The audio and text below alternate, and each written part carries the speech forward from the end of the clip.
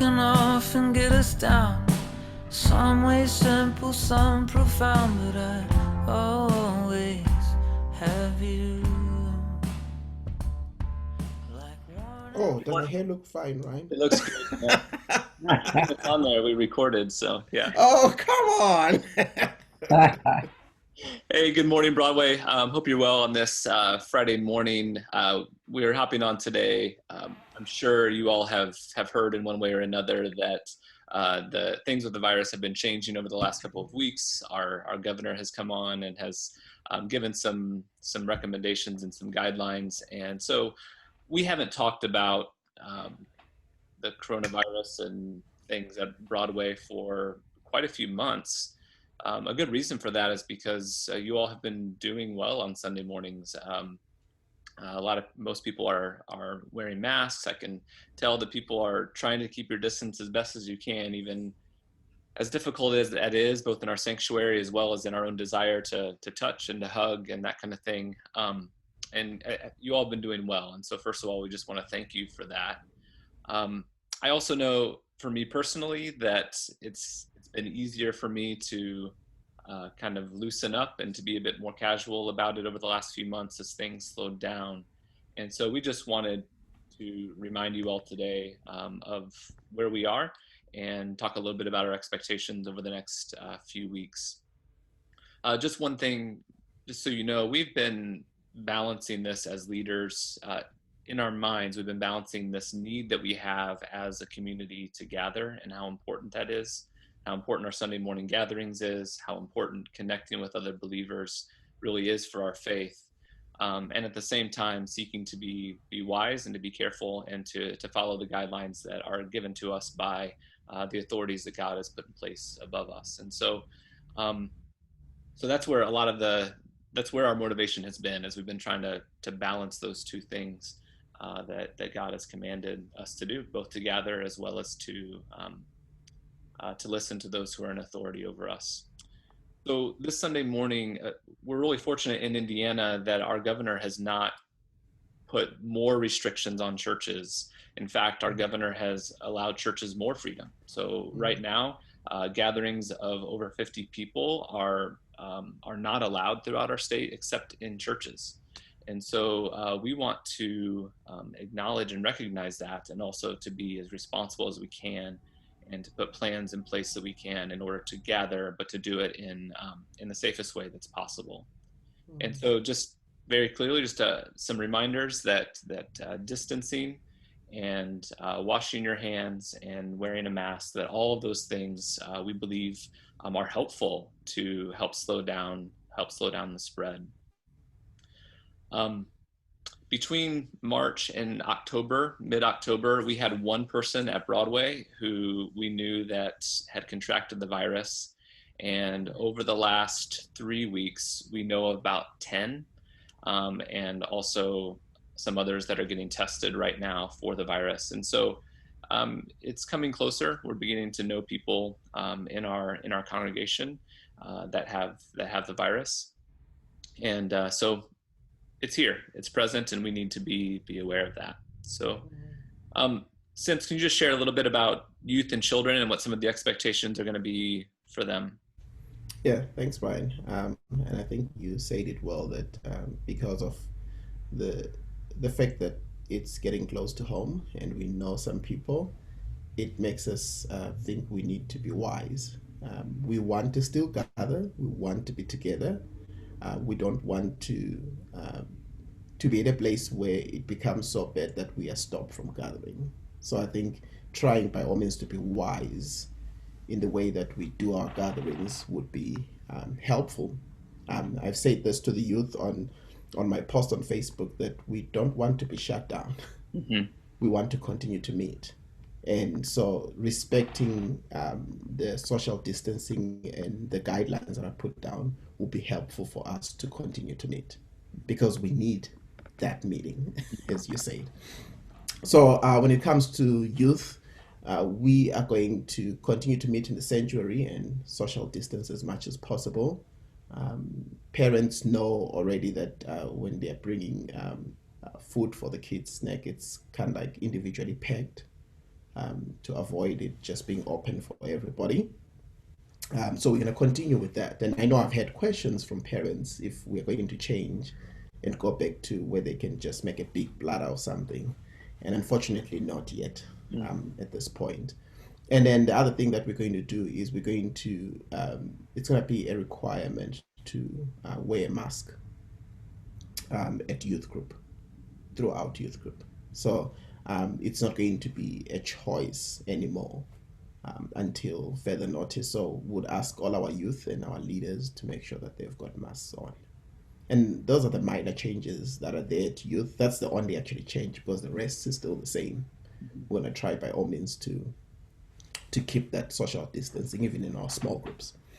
And then when it comes to kids' church, two things actually have changed. The first one is that we would request that all kids 4 and up and their teachers wear masks during class time. We do have masks for kids in the class, disposable one if they've forgotten theirs at home or whatever. They wear these at school already throughout the day.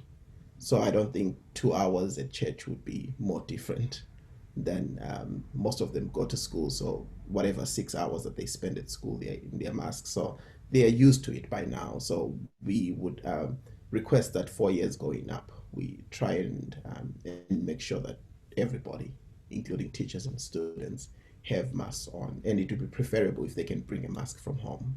We do have emergency ones, as I've said, if they didn't bring a mask from home. And the reason why I say that is because with the younger kids, if they all have the same type of mask, which is like the one that we're offering as an emergency one, let's say all 10 of them in the class have that, and one of them removes theirs and the other one removes theirs, and then the teacher says, hey, you need to put that back, they can pick the other child's one without knowing. But if they brought one from home, they know it's theirs because it's unique and different from the others.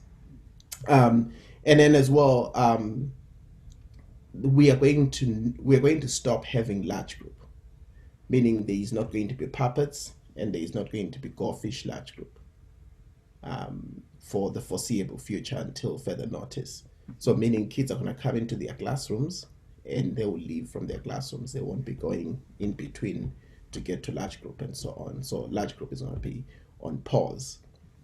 And also we're going to still maintain the policy of 10 kids per classroom. So if we reach the maximum of 10, parents would need to take their kids with into the service. So yeah, pray for us as we work through this, and we are still looking forward to doing the Christmas extravaganza. So we are doing rehearsals and all those things. We still want the kids to do that, and so the more we try and do things the right way, that doesn't get us to a place where we are shut down. We're still going to have our Christmas extravaganza. Kids have worked hard to put this together. It was put together by the youth, really. They came up with the blends and they are working very hard to put it together. And we want to honor them and also honor the kids' church children that are going to be involved in this. And it's a lot of hard work.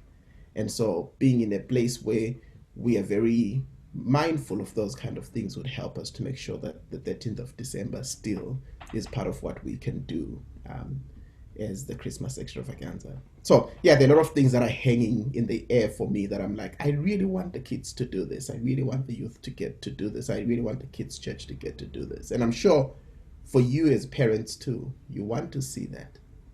And so that's my request to parents at this point.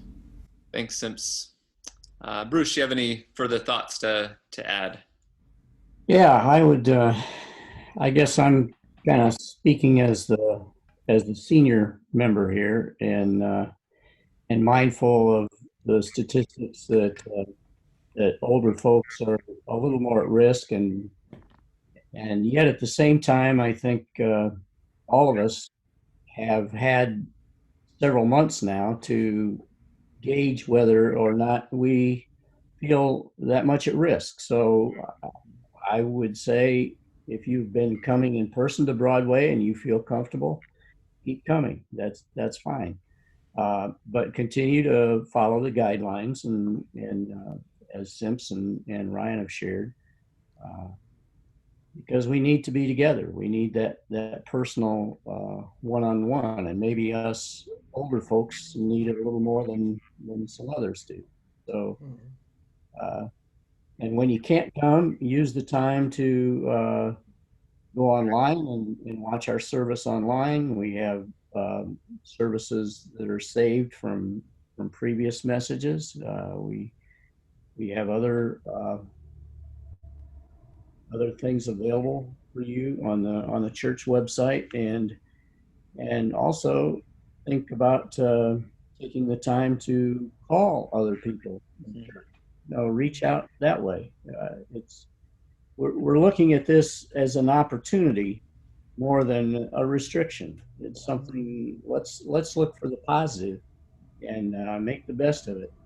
God has equipped us to be His church in this world, and so let's look for ways to be the church and not restrict our thinking to just being in a building with other people. The church is in the community, and Ryan has communicated that many times in his messages. So let's do that. Let's make the best of it. We can do it.